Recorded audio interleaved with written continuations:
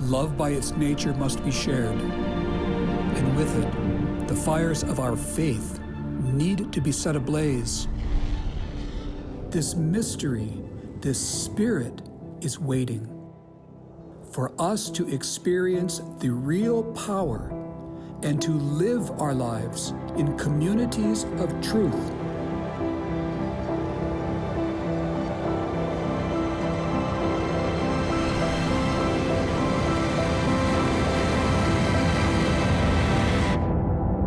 This is a sacred story that must be told.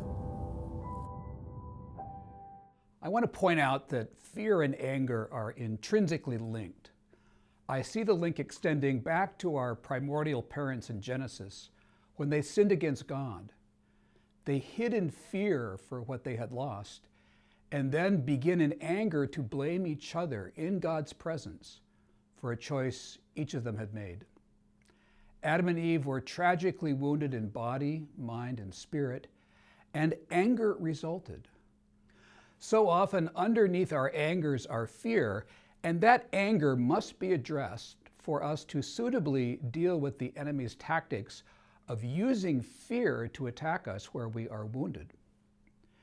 Before I was ordained, I wanted to work on some family issues with a therapist. It's very common back then.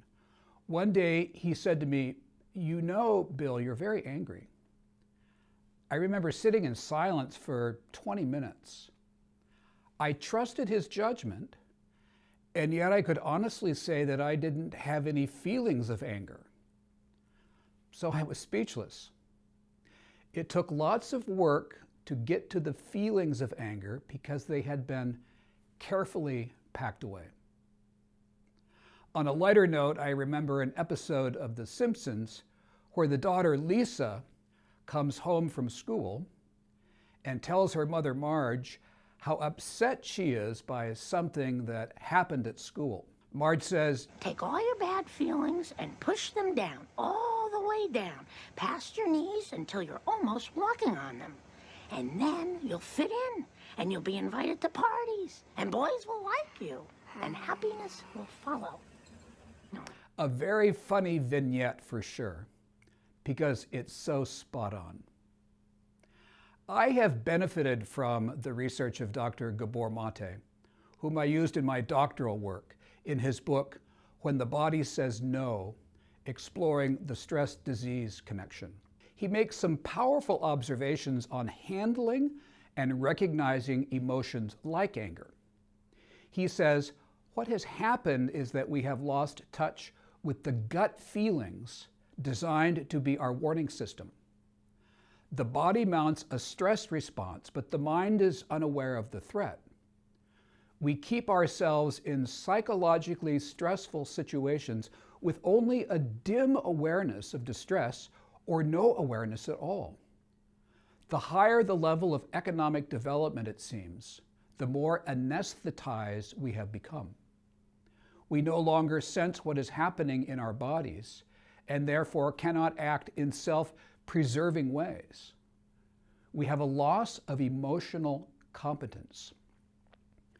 And he says emotional competence requires these things: the capacity to feel our emotions, the capacity to express our emotions effectively, the facility to distinguish between psychological reactions that are pertinent to the present situation and those that represent residue from the past, and the awareness of those genuine needs that do require satisfaction.